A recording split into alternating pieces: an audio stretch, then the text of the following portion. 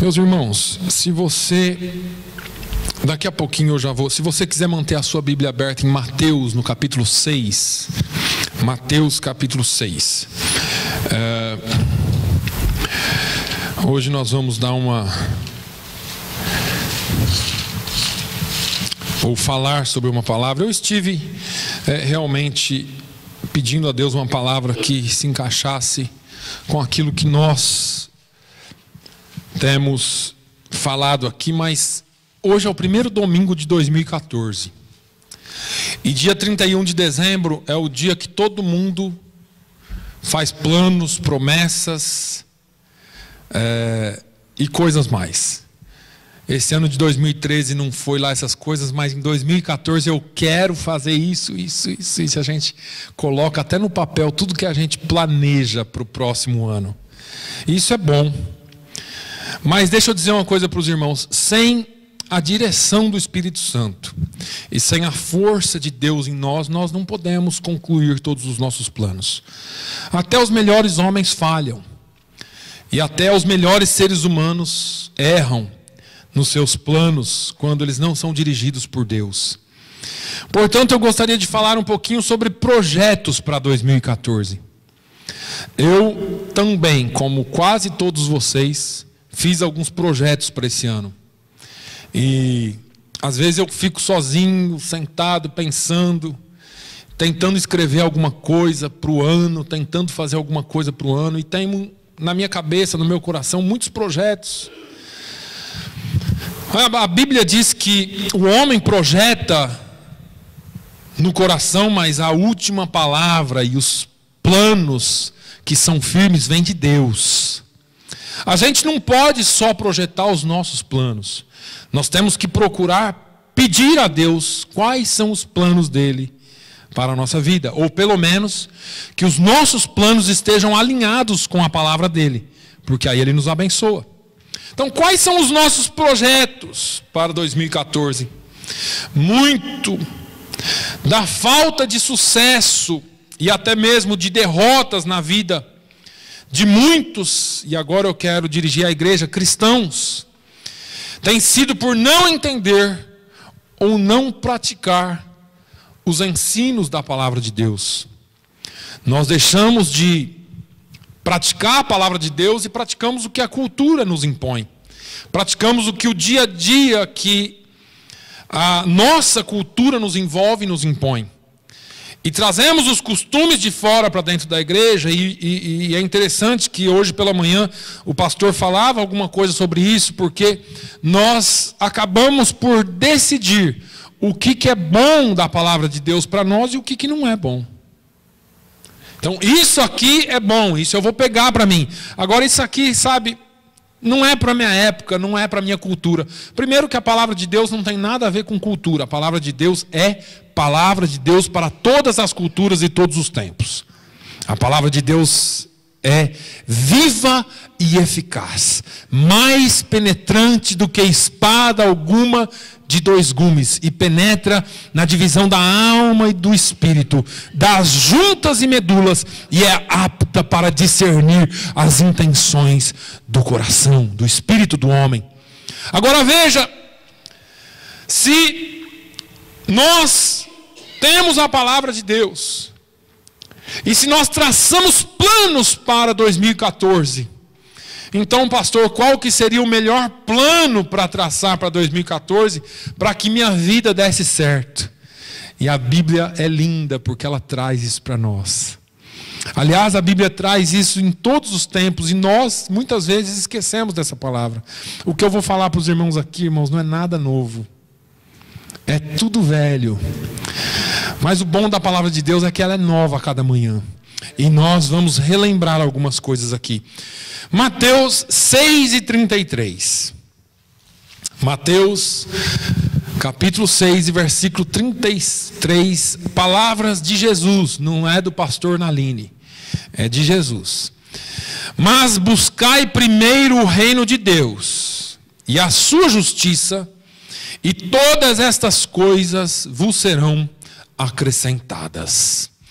Então, aqui começam os meus projetos para 2014.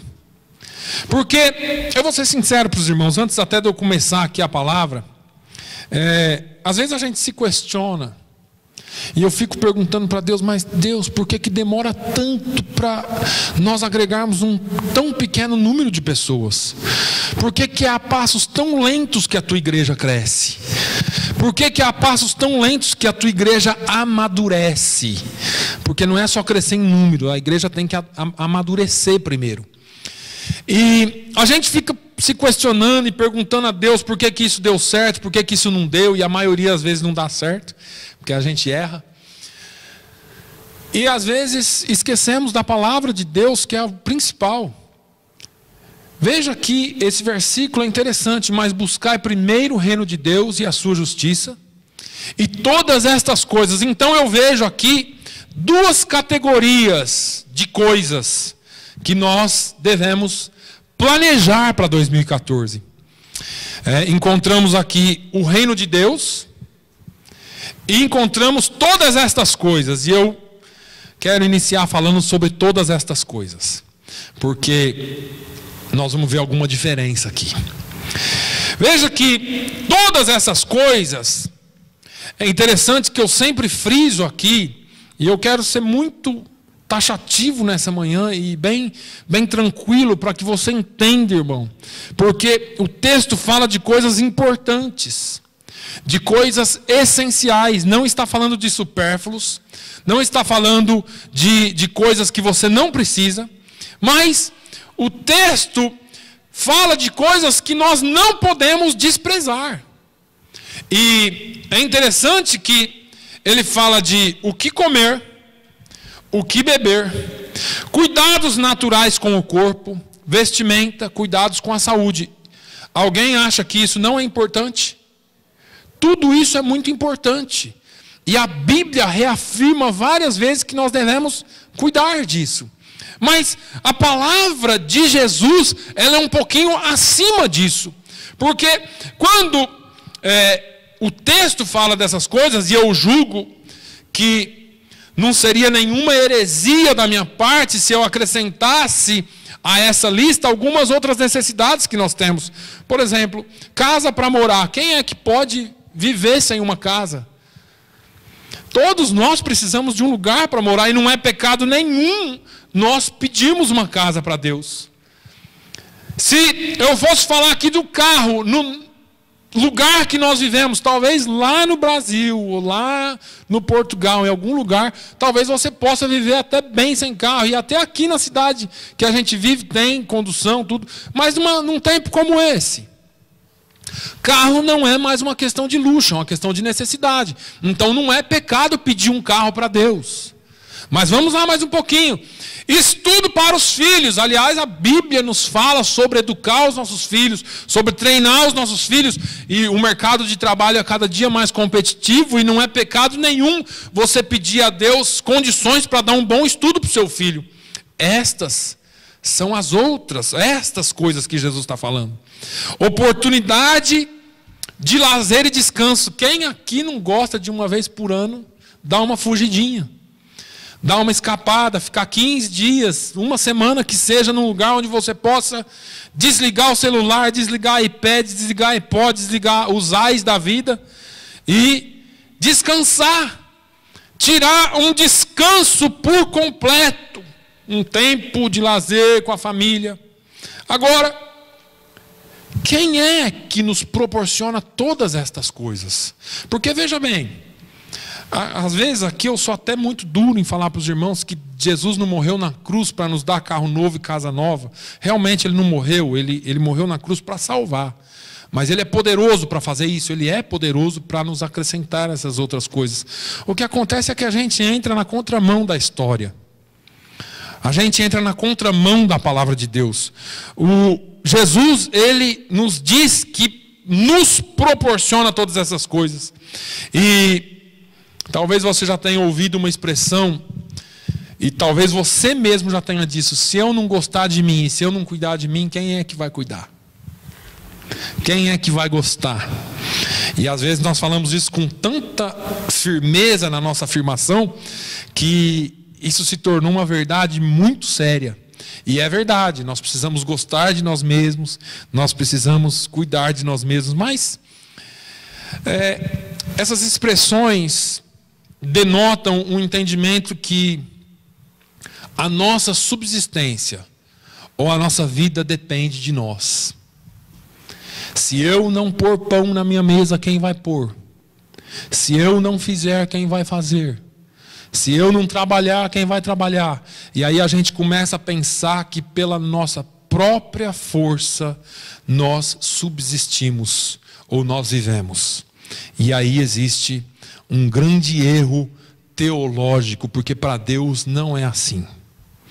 E aqui eu não estou encorajando você a não trabalhar, eu não estou encorajando você a não fazer, a não gostar de você, eu só estou dizendo que existe uma fonte maior que te dá toda a sua subsistência, que te sustenta e que te faz vencer. A Bíblia nos diz: buscai, pois, em primeiro lugar o seu reino e a sua justiça, e estas coisas, as demais coisas vos serão acrescentadas. Deus está dizendo mais ou menos assim: priorize o que é meu, faça primeiro o que é meu, que eu garanto as demais coisas que você precisa para viver e bem. O que acontece é que muitas vezes nós nos preocupamos tanto com as coisas daqui, que nós invertemos os valores. E aí nós passamos a nos preocupar mais com o que é terreno, mais com o que é nosso, mais com que aquilo que nos mais importa, porque nós vivemos por aquilo que nós vemos, enquanto a Bíblia diz que nós precisamos viver por aquilo que nós não vemos, porque a nossa fé não pode estar firmada em coisas que passam, em coisas materiais, mas em coisas que não passam e que permanecem para sempre, porque são eternas. E às vezes Deus está nos dizendo: olha, preocupe-se com o meu reino, preocupe-se com a minha causa, porque eu me preocupo com você. E eu me lembro de um testemunho de um pastor que eu já até falei aqui, um pastor que começou a pregar numa nova cidade, e ele começou a ser muito mal falado, muito mal tratado. As pessoas falavam mal dele, criaram histórias a respeito dele. E um dia ele pensou até em largar tudo, dobrou o joelho e falou: Senhor, estão falando mal de mim, estão acabando com o meu nome, estão destruindo o meu nome. Isso. E Deus respondeu para ele mais ou menos assim: você anuncia o meu nome, que do seu cuido eu. Às vezes nós estamos tão preocupados com o nosso nome, com a nossa imagem, com a nossa vida, que esquecemos do reino de Deus. E o diabo usa de estratégias para tirar a sua atenção do reino de Deus. E às vezes nós nos vemos assim também. Quando Deus, ou quando nós começamos a ficar mais conhecido, ou começamos a trabalhar muito, fazer muita coisa, e nós nos pegamos fazendo tanta coisa e nos esquecemos da obra de Deus. Deus não está dizendo para você não se importar com o que é importante para você. Pelo contrário, Deus não está propondo um voto de miséria. Deus não está propondo um voto de sofrimento, de pobreza, de autopiedade, nem tampouco de ociosidade ou preguiça. Deus não está falando: olha, não faça. Deus não está falando: olha, agora você não vai fazer mais nada na terra, vai ser pobre, como alguns fazem. Mas Deus não está dizendo para você parar de fazer o que você está fazendo. Mateus 6 não é um voto de pobreza, irmãos. Quando você lê o capítulo 6 de Mateus, Deus não está dizendo: olha, você precisa deixar tudo e ser pobre. Não é isso que nós temos ensinado aqui. É o contrário. Ele está dizendo: cuida primeiro do que é meu. Aqui é uma questão não de deixar de lado, mas de priorizar. Se eu tenho que fazer o café da manhã e o almoço, qual que eu faço primeiro de manhã? café da manhã, porque é de manhã. Eu tenho que fazer o café da manhã para tomar café, porque o almoço vai ser daqui 3 ou 4 horas só. Então eu priorizo. E isso é uma coisa bem simples que eu estou usando aqui para você entender. Se eu tenho as coisas de Deus e as minhas coisas, quais que eu priorizo? As coisas de Deus. Porque existe uma promessa de Deus para a nossa vida. E agora, aqui o negócio fica sério, irmãos. Porque não foi o Barack Obama que prometeu.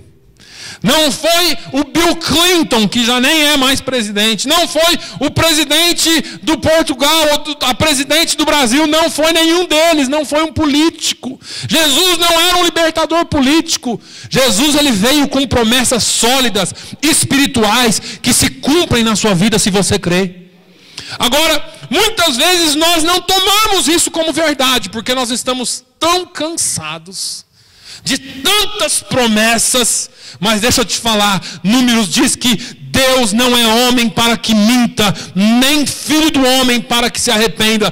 Tendo ele falado, não o faria, e tendo ele prometido, não o cumpriria, diz o Senhor.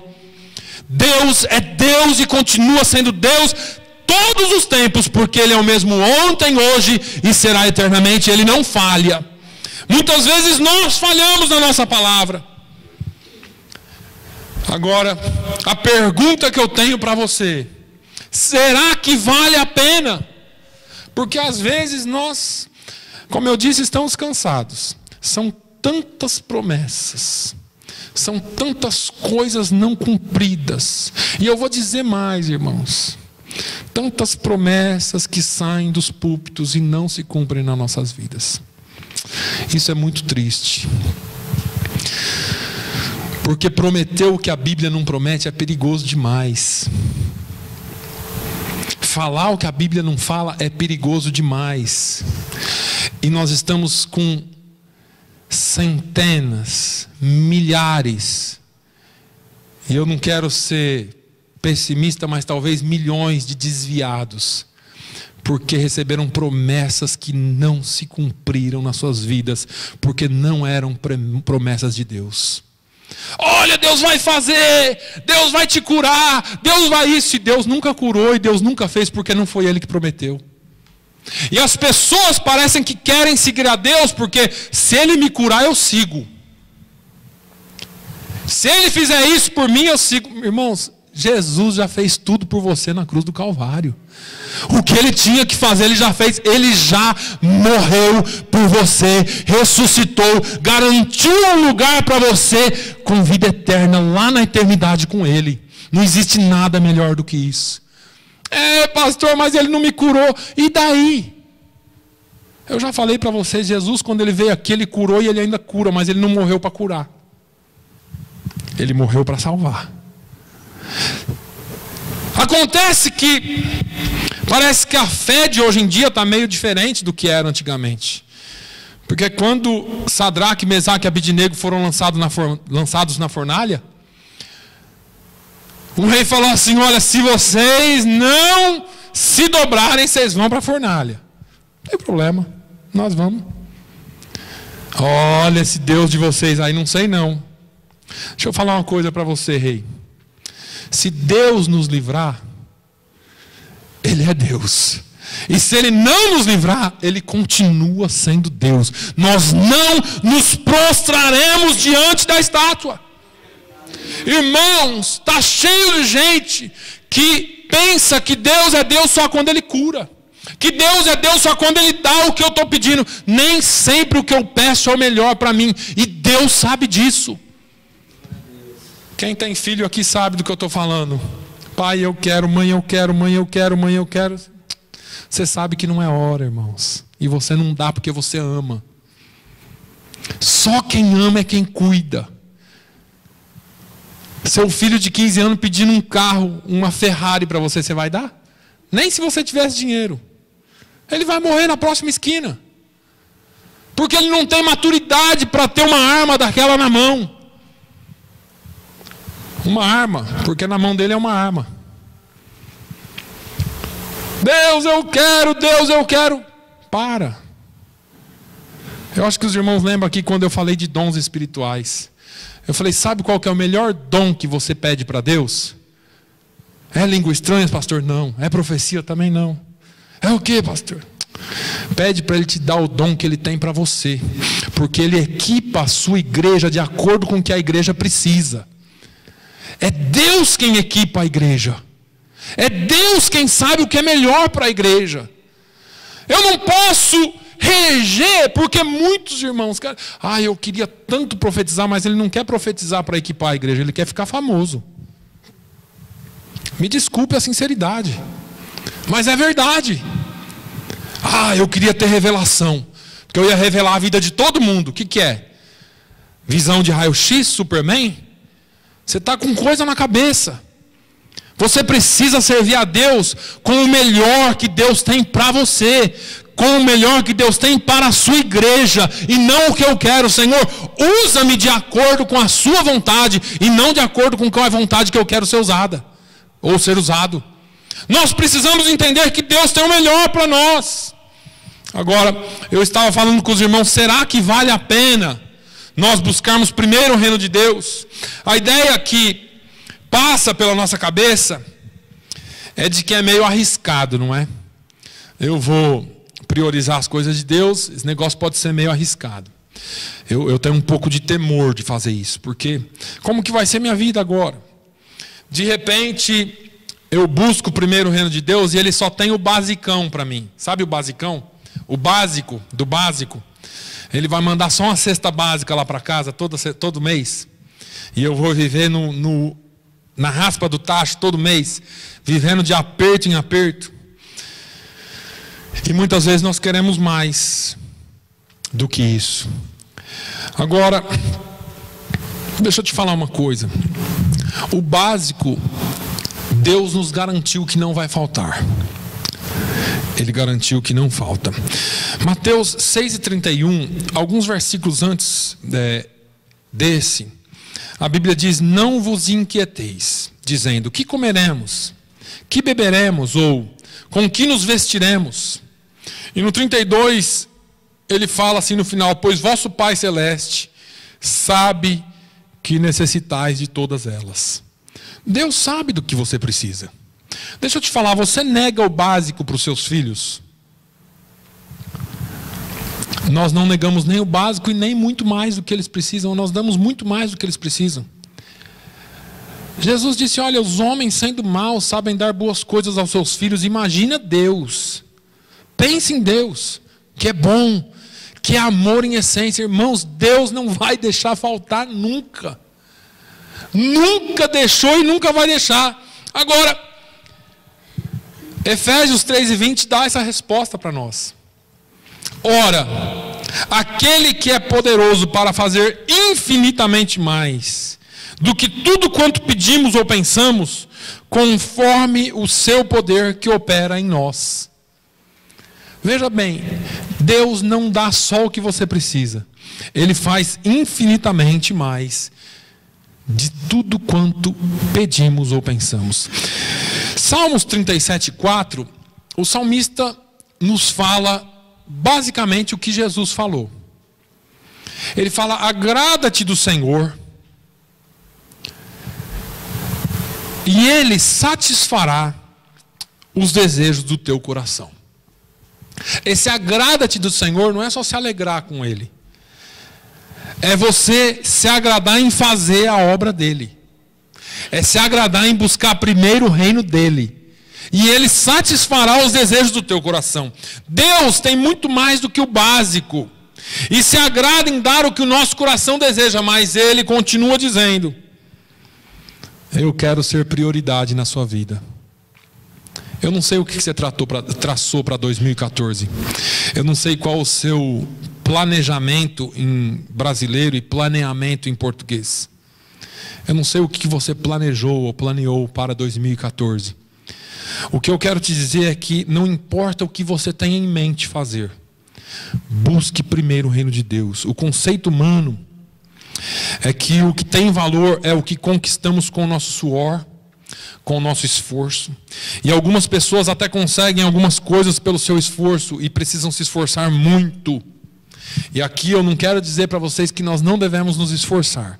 Porque a impressão que dá é que a Bíblia fala assim, olha, você para de fazer tudo o que você está fazendo e vai fazer só o que Deus quer que você faça. Deus quer que você trabalhe também, mas Deus quer que você seja uma bênção no seu trabalho. Eu gosto de lembrar, e eu nem tinha colocado aqui, mas me veio ao coração o Salmo 127. Se o Senhor não edificar a casa, em vão trabalham os que edificam. Se o Senhor não guardar a cidade, em vão vigia a sentinela. Inútil vos será levantar de madrugada, repousar tarde, comer o pão de dores, pois assim dá ele aos seus amados o sono. Veja que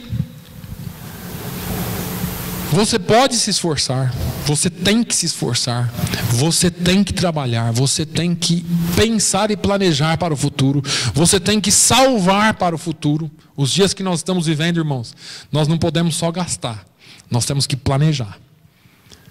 E parece que isso aqui não é nem uma pregação evangélica, porque as pregações evangélicas que eu ouvi desde a minha infância é que Deus vai dar, Deus vai dar, Deus vai prover, Ele vai, só que Ele deu inteligência também, tá? E Deus deu inteligência para os seus filhos. E Deus chamou a atenção dos seus filhos porque Jesus disse que os filhos das trevas são mais astutos do que os filhos da luz. E às vezes nós passamos por desinteligentes, deixa eu usar essa palavra aqui, porque nós não planejamos para o futuro. E existem muitos meios de nós planejarmos. Agora, o maior planejamento que você pode fazer está por vir agora. Porque quando a gente recebe algo que sabe que veio de Deus, nós trabalhamos, nós dedicamos muito, mas reconhecemos que veio dele, e por pura graça e misericórdia dele. Porque começando pela força de trabalho, se ele não nos der, nós não teremos condições de trabalhar. E vocês sabem que principalmente aqui, que trabalhamos por hora, uma hora que você perde, você perdeu a hora. Um dia que você perde, você perdeu o dia. Se não tiver trabalho, você não ganha. Não é assim, irmão Carlos? Se não tiver contrato, não ganha. Não ganha. Nós precisamos ganhar, nós precisamos trabalhar, nos esforçar. Mas veja que não é tudo na nossa vida, porque nós precisamos reconhecer de onde é que vem e quem é que abre as portas. A nossa alegria, o nosso prazer é muito maior quando nós reconhecemos que vem de Deus. E foi por essa razão que eu pensei em vos lembrar hoje, em trazer para vocês hoje essa reflexão, porque percebo que há muita gente crente de dentro de igreja, se desgastando sem conquistar, se matando de trabalhar sem desfrutar daquilo que conquista, tentando garantir o seu a todo custo, enquanto Jesus está dizendo: buscai primeiro o reino de Deus e a sua justiça, e as demais coisas vos serão acrescentadas. E eu quero mais uma vez voltar um pouquinho e dizer para os irmãos: irmãos, eu não estou pregando contra o trabalho, não. Trabalhe, se esforce, conquiste, mas você tem que pedir a Deus sabedoria para desfrutar daquilo que você conquistou. Porque se você trabalhar que nem louco a vida inteira e chegar no final da vida você falar assim: ajuntei muito, e agora você vai gastar tudo com o médico, porque a sua saúde foi destruída. Ou então vai ser que nem o próprio Jesus disse: louco, essa noite mesmo pedirão a tua alma. Ajuntaste em celeiros, muitos celeiros, mas você não estava preparado. Você não preparou a sua vida, você só buscou para você, você não buscou o reino de Deus. Jesus continua dizendo: priorize o que é meu, eu garanto as outras coisas. Se preocupe com o que é meu e eu me preocupo com o que é seu. Agora vamos lá. Eu falei que hoje ia ser bem prático, porque não adianta a gente começar um novo ano pulando e gritando e caindo e tendo revelação e tudo mais, se a gente não mudar, irmãos. O ano novo é só mais um ano novo. É a gente que precisa ter mudança a cada dia. Mudança de comportamento, mudança de vida, na palavra de Deus. A palavra de Deus é quem nos dá forma. É quem nos forma, quem nos molda a cada dia para vivermos de acordo com o que Deus quer para nós. Veja que a chave para que os nossos sonhos ou planos para 2014 se realizem, e eu fiz alguns planos pessoais, eu tenho alguns projetos para esse ano, e para mim são conquistas importantes que me alegrarão se eu conseguir. Não tenho nenhuma dificuldade em compartilhar esses planos com os irmãos, mas talvez alguns desses projetos sejam parecidos com os seus, e eles podem ser muito bons para mim. E Deus sabe que eu estou sendo sincero, mas eles não podem ser as minhas prioridades. Os meus projetos não podem ser as minhas prioridades. Os projetos de Deus têm que estar acima. Então, para tentar, e eu sei aqui que talvez eu não precisaria nem falar isso, mas eu só quero lembrar, irmãos. Só quero lembrar, e talvez para alguns de vocês trazer algo de bom e novo. A partir de hoje, eu quero que você saiba algumas das prioridades que eu tomei para esse ano, e eu gostaria que você fizesse um planejamento para a sua vida também.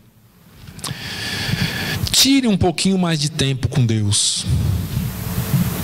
Tire um pouquinho mais de tempo com Deus.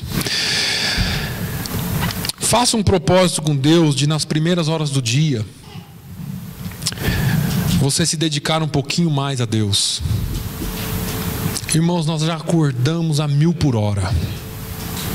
Na sociedade em que vivemos, nós acordamos a 1000 por hora. Nossa, eu tenho isso para fazer. E às vezes nós terminamos o dia tão cansado que no outro dia a gente quer ficar 5 minutos mais na cama, mas faça um esforço. Comece o seu dia priorizando o seu tempo com Deus. Você vai trabalhar o dia todinho e talvez no seu trabalho você use muito a sua mente, com cálculos, com coisas que você está fazendo, porque senão aquela obra pode desabar, porque senão a máquina pode encalhar aqui com coisas, porque senão alguma coisa que você está fazendo aqui, a linha de produção pode dar errado. Mas se você tirar as suas primeiras horas, eu costumo dizer o que um antigo pastor dizia. Ele dizia assim: olha, comece o seu dia com Deus, e 90% dos seus problemas do dia já serão resolvidos na primeira hora da manhã. Na primeira hora do dia, se você tirar o seu dia com Deus, a primeira hora do dia com Deus, 90% dos problemas do dia já estão resolvidos. Você vai ficar só com 10% de lambuja para você usar um pouquinho somente, sua habilidade mental que Deus te deu. Agora, faça esse propósito. Antes de você sair para as suas atividades, de atender alguém, de trabalhar, antes de eu atender alguém, de eu fazer um estudo bíblico, de eu vir dar aula, ou de eu estar no escritório trabalhando, eu tenho que tirar um tempo com Deus para mim. E você pode dizer assim: pastor, para esse negócio aí é fácil para o senhor que é pastor. Mas deixa eu te falar, eu não posso ler a Bíblia só para pregar domingo aqui. Eu tenho que ler a Bíblia para me alimentar. Eu também sou uma pessoa que precisa de alimento do céu todo dia, como você precisa. Agora, nós precisamos disso. Nós precisamos nos dedicar um pouquinho mais a Deus, para ouvir, irmãos, o que Ele tem para falar para nós, pessoalmente e intimamente. Neste ano, tanto os meus projetos pessoais, como os projetos da igreja vão exigir muito de mim. E os seus pessoais e os seus projetos de trabalho também vão exigir de você. A família. Eu vou ter muito trabalho, que eu já sei. Meu tempo vai ser corrido. A minha vida vai ser agitada, porque eu estou falando no dia a dia. Eu vou precisar dedicar um pouquinho mais da minha vontade para conseguir fazer o que eu quero. Porque exige força de vontade para você criar um hábito. Não é do dia para a noite que você cria. Mas eu preciso ter um tempo sozinho com Deus.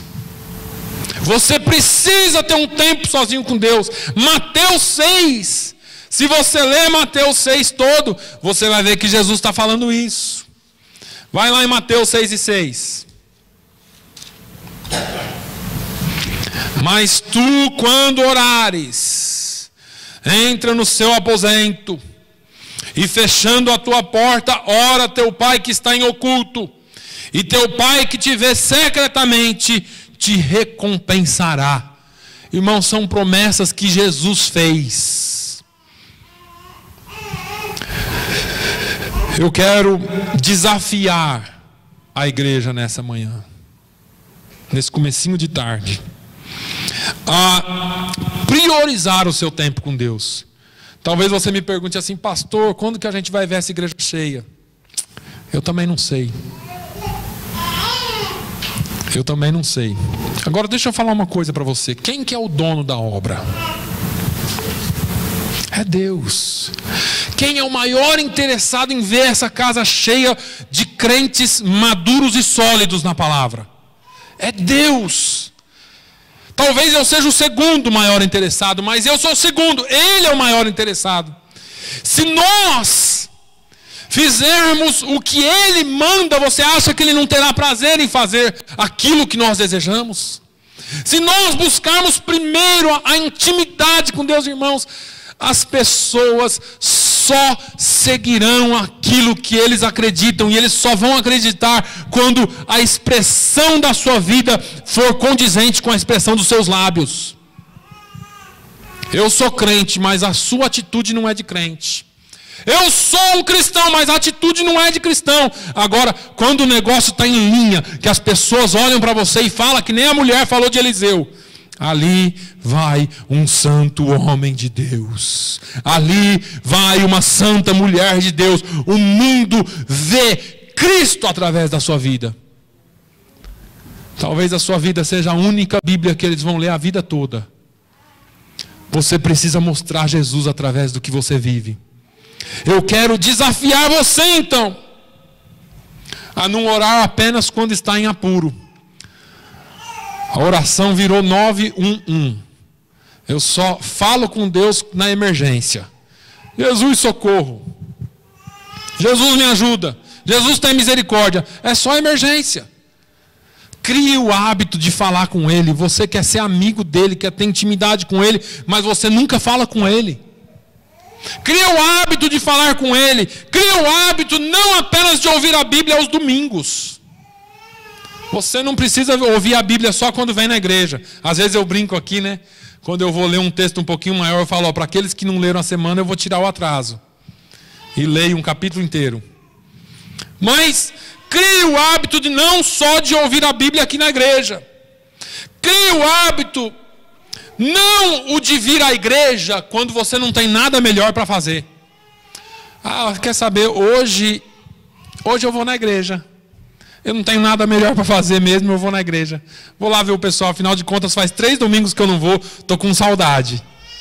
Não, vem à igreja porque aqui é o lugar onde você tem um encontro com Deus. Vem à igreja porque aqui é o lugar onde você recebe alimento. Porque aqui é o lugar onde você se relaciona com pessoas que professam a mesma fé que você. Vem à igreja para louvar a Deus. Ah, eu vou na igreja receber a minha bênção. Não, venha na igreja entregar um culto de adoração e louvor a Deus, e Ele vai te abençoar. Porque quando você vem para entregar, você está buscando primeiro o reino dEle e a justiça dEle, e aí Ele se apraz em te abençoar. Se você vem só para tirar, você está fazendo da igreja um supermercado e Deus o seu provedor de supermercado, seu carrinho. Ah, estou vazio, vou lá na igreja pegar umas mercadoriazinhas e pôr no carrinho aqui. Igreja não é isso, irmãos. Igreja é lugar onde você vem para louvar, para adorar, para ter um encontro com o divino, para ter um encontro com Deus aqui. Jesus disse, olha, onde houver 2 ou 3 reunidos em meu nome, ali eu estarei. Parece que isso é lenda. Que as pessoas vêm na igreja cumprir suas obrigações religiosas. Eu já preguei aqui alguns domingos atrás, alguns meses atrás. Será que você entra aqui sabendo que Jesus está aqui? Você entra aqui sabendo que você veio ter um encontro com o Todo-Poderoso, com o Criador do céu e da terra, com aquele que é poderoso para fazer infinitamente mais de tudo quanto pedimos ou pensamos? Será que a gente entra aqui sabendo que Jesus está aqui? Ou eu vim aqui hoje, assim, eu tenho que ir na igreja domingo. Ai, mais um domingo. Não, irmãos, Jesus está aqui. Ele está aqui. E eu louvo a Ele porque Ele está aqui. Nós precisamos alinhar os nossos planos com os planos de Deus. Ele, e só Ele, pode garantir que seus planos se concretizem. Pastor, eu tenho plano de fazer isso, se Deus quiser esse ano, se Deus quiser, então é melhor você se alinhar com a vontade dEle. Porque é se Ele quiser. Não é se você até quer, mas é melhor você ir para o joelho. Jesus, me ajuda, me mostra, Senhor. Abre uma porta onde não tem porta. Eu preciso de Ti. Eu sou dependente, totalmente dependente de Ti. Senhor, o Senhor é a minha provisão. Abra, Senhor, as portas para mim. Irmãos, é só Ele que pode fazer isso. Eu não quero que seja só um ano de correria, de cansaço e de frustração para você. Terminar o ano e dizer assim: nossa, esse ano passou tão rápido, eu nem vi. Ai, foi cansativo, nossa, que ano. E talvez você não tenha uma bênção para contar no final do ano. Eu sei que você tem. Agora, em segundo lugar, além de tirar um tempo melhor, com mais qualidade para Deus na sua vida, eu tenho como planos pessoais mais voltados para o reino de Deus, ganhar vidas para Jesus. A gente vem para a igreja e a gente tem a nossa obrigação aqui na igreja, não é? Cada um tem uma obrigação e é sempre obrigação. Mas o que é que você faz por amor? Quando você fala de Jesus para alguém, qual que é a sua intenção? Irmão, nossa intenção tem que ser a mesma de Jesus. A nossa intenção tem que ser cumprir o que Jesus mandou fazer. Ide por todo mundo e pregai o evangelho a toda criatura. Quem crer e for batizado será salvo, quem não crer será condenado. A Bíblia diz que Deus não tem prazer que nenhum ímpio se perca, na condenação do ímpio. Deus quer que todos se salvem. Agora, Paulo faz uma pergunta: como ouvirão se não há quem pregue? E como pregarão se não há quem envie? E a gente fica pensando aqui, por que é que a igreja demora tanto? Porque aí, e eu vou falar uma coisa para vocês, eu não estou dizendo que a igreja não trabalha, porque eu sei que cada um de vocês, quando tem a oportunidade, compartilha com o outro. Vamos lá na igreja, olha, Jesus te ama, e parece que a gente está batendo em pedra o tempo todo. Não é assim? Você convida, você já convidou 50 o ano passado. Um veio uma vez e não voltou mais. Por quê? E a gente fica se perguntando por que acontece isso. Por que é que as pessoas são tão duras de coração? Porque nós precisamos buscar primeiro o reino de Deus. Irmãos, Jesus disse que o reino das trevas é tomado à força, e é a força espiritual. Paulo fala que as nossas armas não são carnais, mas são espirituais. A nossa arma está na nossa intimidade com Deus. A minha arma está na unção com que eu falo daqui. Porque se eu falar só do meu conhecimento também não... É o Espírito Santo que vai ter que falar no seu coração. Não adianta, eu posso falar aqui o dia inteiro. Se for só inteligência, não vai resolver. Tem que ter alguma coisa a mais, irmãos. Nós precisamos de alguma coisa a mais. Nós precisamos ganhar almas para Jesus. Mais importante para mim do que qualquer outro projeto é ver almas ganhas. Eu estou pedindo para Deus E sempre peço para que Deus, como Paulo, ore por mim, para que o Senhor me abra oportunidade para falar a muitos. E ore também para que Deus me dê, para que Deus abra as portas da palavra. Irmãos, são duas coisas que nós não fazemos. Nas nossas orações nós pedimos tudo para Deus. Jesus abençoe meu pai, minha mãe, meu irmão, me dê isso, me dê aquilo. Nós só pedimos. Mas para o reino de Deus nós quase não pedimos. Senhor, abra as oportunidades para eu encontrar pessoas novas. E quando eu estiver com elas, abra as portas da palavra para que eu possa falar da tua palavra. Irmãos, convidar para vir na igreja não é o suficiente, eu já falei para vocês. Porque quando você convida as pessoas para vir na igreja, é um convite quase que como convidando para ir para uma festa ou para um outro evento. As pessoas vêm assim. Agora, quando você fala da palavra de Deus, há poder na palavra de Deus. A palavra de Deus é poderosa para quebrar cadeias. Nós precisamos entender que é pela palavra. Nós precisamos mais do que falar. Nós precisamos levá-las a Cristo. Precisamos trazê-las para a igreja, firmá-las, treiná-las, educá-las na palavra e depois enviá-las. Fazer isso que eu estou fazendo agora. Agora você vai e fala. Agora você vai e fala aquilo que Jesus fez na sua vida. Fala aquilo que Jesus está fazendo na sua vida. Pastor, eu não sou perfeito. Minha vida é cheia de altos e baixos ainda.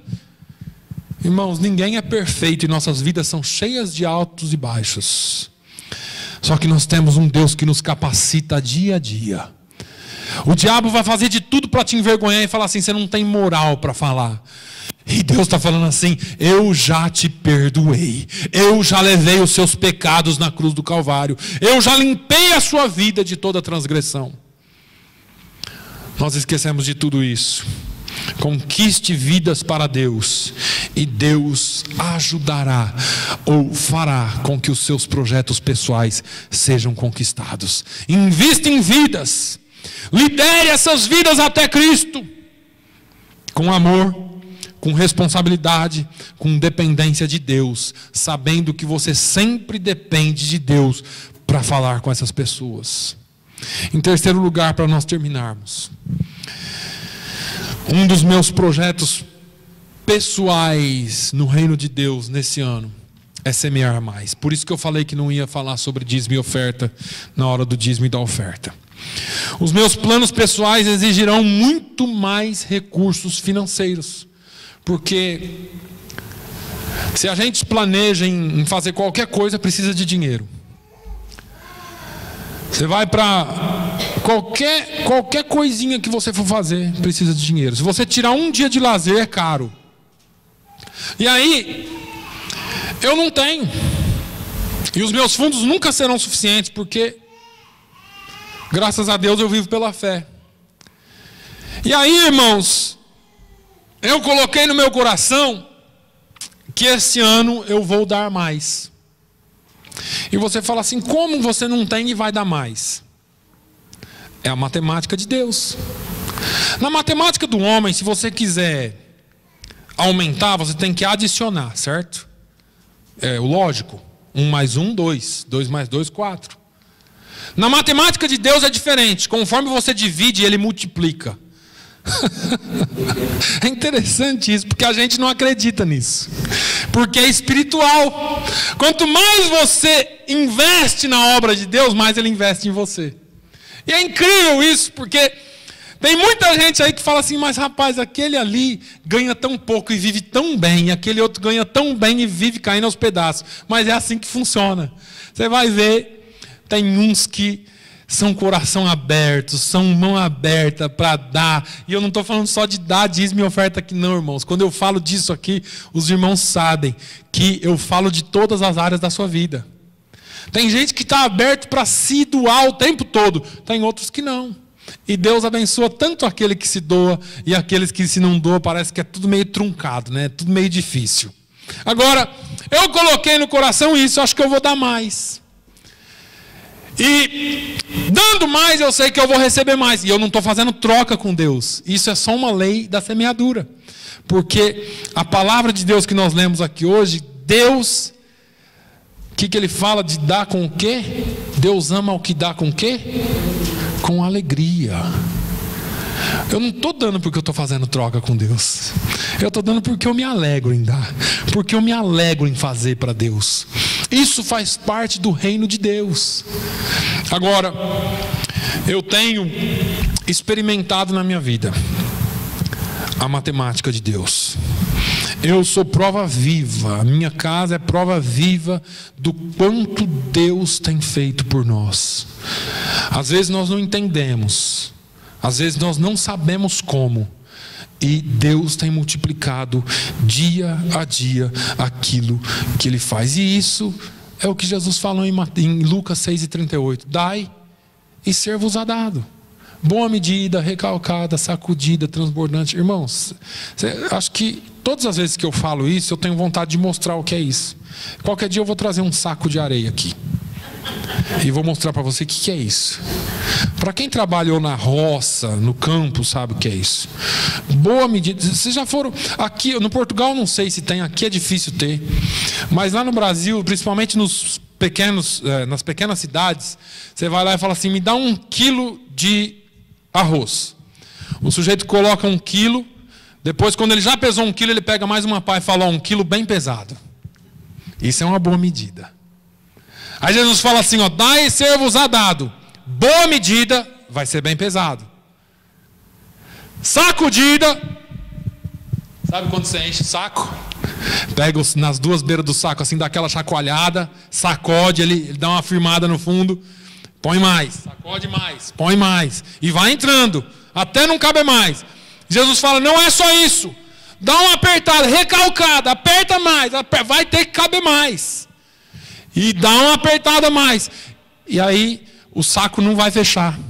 Por quê? Porque vai transbordar. Jesus promete isso: dai e ser-vos-á dado, boa medida, recalcada, sacudida e transbordando vos deitarão no vosso regaço. Porque com a mesma medida com que medirdes, vos medirão de novo. Às vezes você dá tão assim, né? Você dá assim, parece que tem escorpião no bolso. Se você pôr a mão, vai tomar uma picada do escorpião. E aí você fica pedindo para Deus te abençoar, mas existe uma lei de Deus. É a lei da semeadura. Assim como você semear, você vai colher. Agora, Paulo, nessa passagem que nós lemos, ele diz assim, o apóstolo Paulo, não é o pastor Adelson Naline Júnior, é o apóstolo Paulo, e digo isto, que o que semeia pouco, pouco também ceifará. E o que semeia em abundância ceifará. Cada um contribua segundo propôs no seu coração. Isso aqui é coisa de coração. Não é? Quer saber, hoje eu vou dar isso, hoje eu não vou dar. Propõe no seu coração. Faz uma proposta. Isso, irmãos, dar não é sentimento. Qualquer dia eu vou falar sobre isso aqui. Eu estou sentindo de dar, hoje eu vou dar. Hoje eu não estou sentindo nada, eu não vou dar nada. Você pode até ter, mas você não sente. Ofertar, ajudar, se abrir não é sentimento. É ser cristão, é fruto. E nós não entendemos isso. Porque já pensou se Deus fosse te dar só quando Ele sente vontade de te dar? Ainda bem que Deus não é assim. Porque você pisa na bola com Deus o tempo todo e Ele te abençoa. Deus fala assim, eu estou sentindo de não ajudar meu servo não, porque ele tem pecado tanto. Estávamos perdidos, estaríamos mortos. Mas é bom que Jeremias, ele fala assim, eu vou trazer à memória aquilo que me dá esperança. As misericórdias do Senhor não têm fim, são novas a cada manhã. Aleluia. Aleluia. Ainda bem que as misericórdias dele são novas a cada manhã. Ainda bem que as misericórdias dele não têm fim. Porque senão nós estaríamos perdidos, irmãos.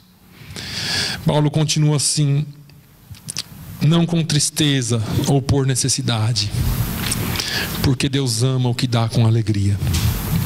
E Deus é poderoso para fazer abundar em vós toda a graça, a fim de que, tendo sempre em tudo toda a suficiência, abundeis em toda boa obra. Conforme está escrito, olha aqui a matemática de Deus: espalhou, semeou, deu aos pobres, a sua justiça permanece para sempre. E vem o resultado: ora, aquele que dá semente ao que semeia, também vos dê pão para comer, e multiplique a vossa sementeira, e aumente os frutos da vossa justiça, para que em tudo enriqueçais para toda beneficência, a qual faz que por nós se deem graças a Deus. Irmãos, aquele que dá semente enriquece. E eu não estou falando de riqueza material aqui, porque usam esse texto aqui para falar que se você der, você vai ser abençoado financeiramente. E também não estou dizendo que você não vai. O que eu estou dizendo é que a bênção do Senhor transcende o financeiro. Vai muito além do que a bênção financeira. Então esse ano eu propus no meu coração de dar um pouco mais, de doar um pouco mais. E eu louvo a Deus porque eu tenho aprendido cada dia, e como eu disse, a minha família tem vivido isso. Quando a Bíblia fala em semear, ela não está se referindo ao dízimo. Presta atenção agora. É interessante, eu quero que você saiba isso no começo do ano. Dízimo é uma outra questão. Dízimo, você não dá, você devolve. A Bíblia é clara no sentido de que 10% do que Ele nos dá, nós devolvemos a Ele. E você sabe por que Deus nos dá para depois você devolver? Assim, mas se Ele me deu, por que eu tenho que devolver? É só para conhecer o seu coração. É só para saber onde que está seu coração. Jesus disse: onde estiver o seu tesouro, aí estará o seu coração. Se o seu coração está no dinheiro, irmão, vai ser a maior dificuldade você devolver o dízimo. Se o seu coração está em Deus, existe uma bênção para aquele que é dizimista. E eu não vou pregar sobre dízimo aqui não. Esse negócio é tão sério que quando ficamos com o dízimo, além desses 10% não adiantar nada na nossa vida, ainda você vai passar apertado, porque a bênção sobre os 90% não vem, porque é aí que Deus ordena a sua bênção, nesse devolver. Semear é dar com liberalidade, é dar além, é dar. Dízimo é devolver, esquece o dízimo. É dar, é candidatar-se aos extras de Deus. Quando você semeia, você está se candidatando às bênçãos extras de Deus. Você fala assim: pastor, mas existe isso na Bíblia? Existe. Porque Jesus diz que, nesse versículo, que quando você busca primeiro o reino de Deus, Ele acrescenta todas as outras coisas. É você se candidatar àquilo que Deus tem para você. Então, mais um desafio para você. Eu quero te desafiar a se candidatar a todas essas coisas. Assim, pastor, eu queria tanto nesse ano que esse projeto meu fosse concretizado. Se candidate a essa bênção de Deus. Não estou te falando para você trazer mais dinheiro para a igreja. Eu estou te falando para você se doar mais para Deus. Eu estou te falando para você, em todas as áreas da sua vida, se doar mais para Deus. Os irmãos conhecem a minha linha de pensamento com relação a dinheiro aqui. Eu não prego que se você der oferta na igreja você vai ficar rico, até porque isso é mentira. Eu estou dizendo que quando você dá biblicamente, quando você oferta biblicamente, Deus faz abundar na sua vida muitas outras bênçãos que você jamais esperava. Deus abre portas onde você não esperava. E talvez essa porta não é uma porta financeira. Talvez essa porta vai ser uma bênção maior do que financeira. Porque infelizmente a teologia atual atrelou, grudou uma coisa na outra. Bênção para muitos aí significa só cura e finanças, enquanto que existem outras bênçãos. Pense nos seus filhos, na sua família. Pense em outras coisas que Deus pode e quer fazer por você. Mas a gente fica atrelado a essa teologia da prosperidade que fala assim: Deus vai te abençoar. Você logo pensa no aumento de salário, no carro novo e na casa nova. Não é isso. Isso não é bênção só. Só isso não. Pode significar bênção, mas Deus tem muito mais para você. Deus tem muito mais do que dinheiro para te dar. Quero que você sonhe com coisas maiores e creia que os seus sonhos serão realizados. Mas eu quero que você deposite todas essas coisas aos cuidados de Deus e que você busque o reino de Deus em primeiro lugar. Esse ano de 2014 promete muitas bênçãos para nós. Sabe por que promete para nós? Porque o mundo vai de mal a pior. E nós estamos alicerçados em Cristo, a rocha eterna que nos dá e nos garante a vitória. Amém? Buscai, pois, em primeiro lugar o reino de Deus e a sua justiça. E todas essas coisas vos serão acrescentadas. Pai, nós te louvamos. Nós te louvamos, Senhor, porque essa promessa foi o Senhor quem fez. Não foi político algum. Não foi homem algum. Foi o Rei dos Reis, o Senhor dos Senhores, o Criador de todas as coisas, o Deus que tudo pode, que não mente, que não falha, que não precisa prometer, mas quando promete Ele tem prazer em cumprir. Meu Deus, essa promessa é sua, não é minha. Pai, que cada coração aqui nessa manhã esteja voltado para buscar em primeiro lugar o Teu reino, que o meu coração, Senhor, esteja voltado para buscar em primeiro lugar o Teu reino e a Tua justiça. E as demais coisas, Senhor, eu não quero nem me preocupar, porque eu sei com o meu trabalho, eu sei com que aquilo que nós temos feito, o Senhor acrescentará, abrirá portas, abrirá lugares em meio ao deserto, e nós nos fartaremos em Ti, Senhor. Senhor, nós queremos o melhor, não dessa terra, mas o melhor que vem de Ti. Porque de Ti nós sabemos que vem aquilo que não apodrece, aquilo que não se acaba jamais. Pai, no nome de Jesus, nos dê um ano abençoado, nos dê uma semana abençoada, nos dê, Senhor, um ano cheio de bênçãos vindas do céu, e que nós possamos ter forças para cumprir, ó Deus, a Tua palavra, no nome de Jesus. Pai, eu quero nessa hora orar por alguns irmãos nossos, ó Pai, por questões de saúde. Meu Deus, que o Senhor possa visitar aqueles que precisam de uma cura. Meu Deus, visita a família da irmã Aldina lá no Canadá.